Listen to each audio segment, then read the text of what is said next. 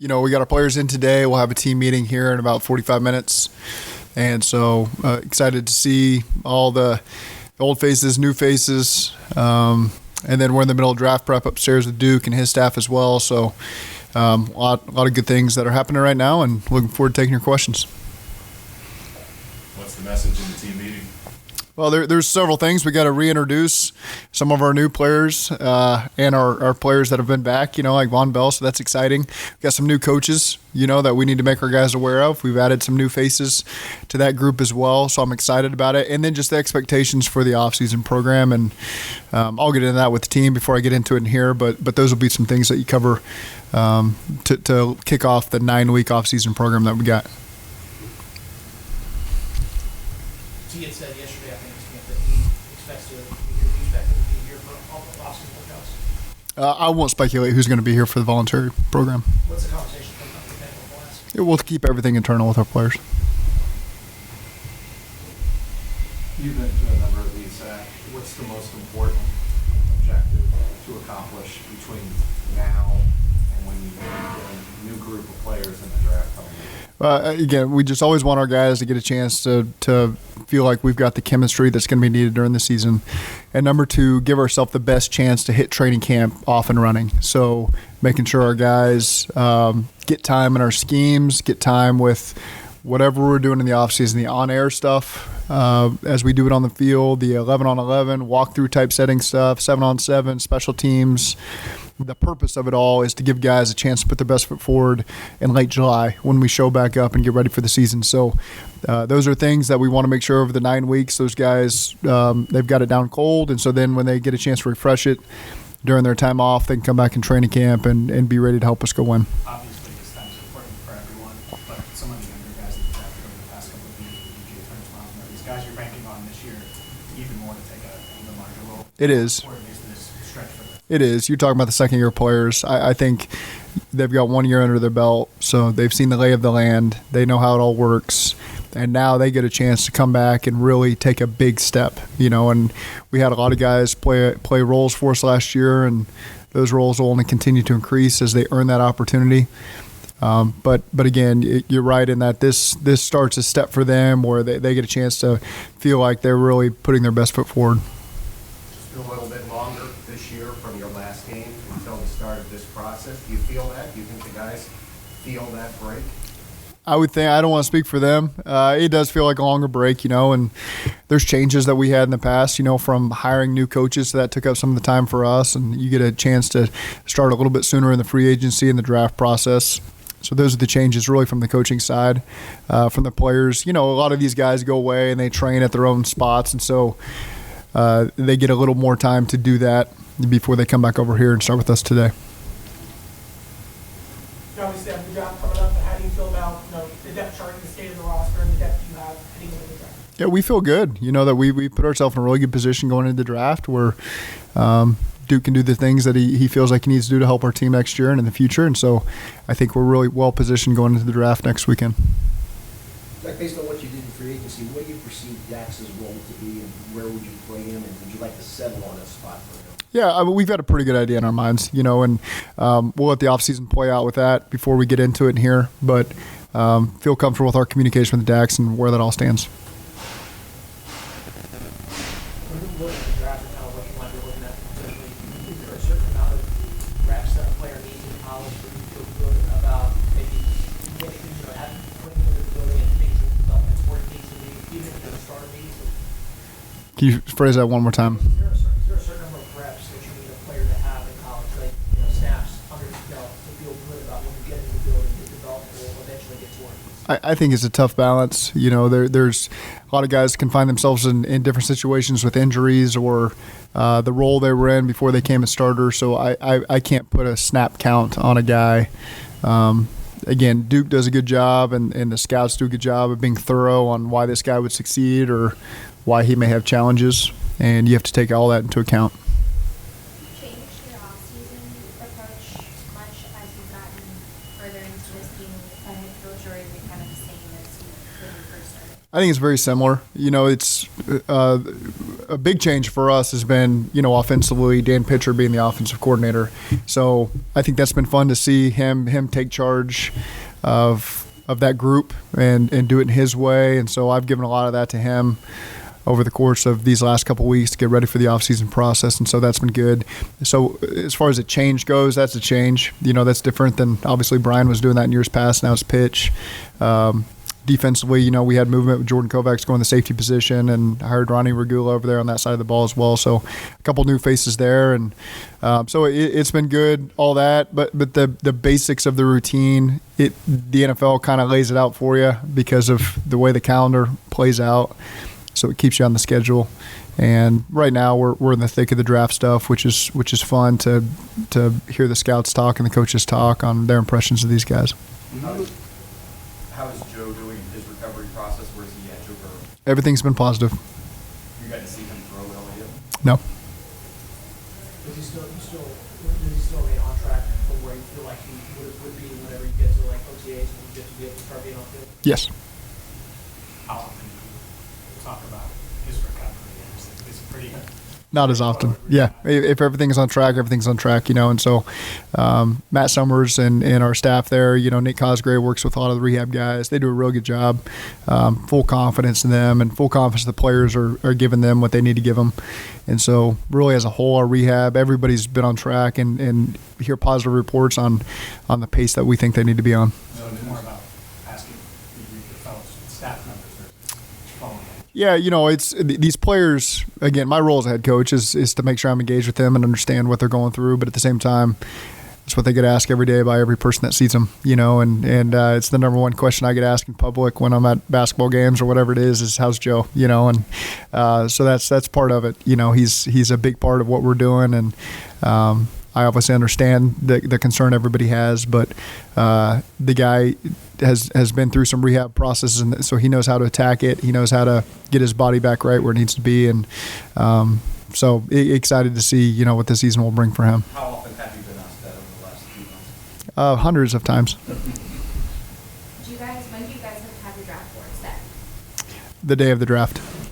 That's a better question for Duke, but he's got a great process that we all believe in and has always put us in a really good position. And so he does a good job, the last week of the draft, making sure he's got no questions unanswered and taking in all the information he can take in and, making the decision. So full faith in his process. We've seen it now. I've seen it now over 6 years. This is my 6th year with him, and I think it's a really good one. Zach, what is at this point the hardest part of the evaluation of the players that you could be taking the draft talks? What is the hardest part that you guys find yourself thinking about the most and diving into the most right now at this point? Well, I think you've seen all the videotape, and so you're making sure. Okay, now what was your interactions at the combine, the all-star games, the pro days, the individual workouts, the top 30 visits, all that kind of stuff. The local day will have, so reining in all that information and making sure you have the complete picture as best you can.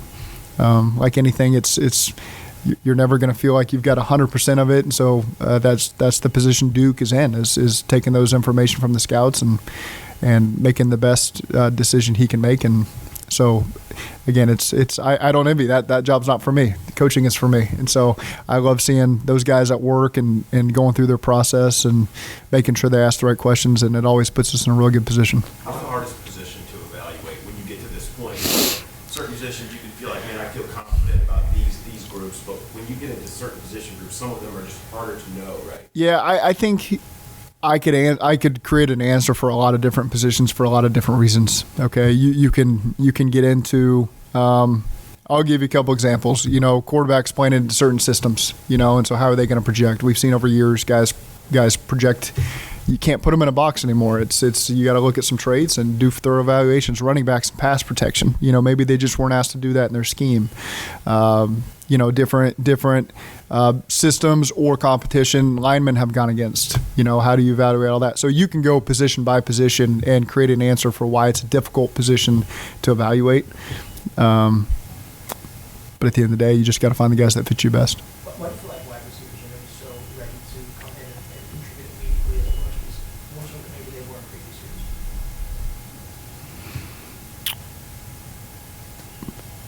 I don't know if I fully agree with that, because I've been around a lot of receivers that have walked in the door and been able to contribute. So some of it can be just mentally where that player's at to be ready to contribute year one.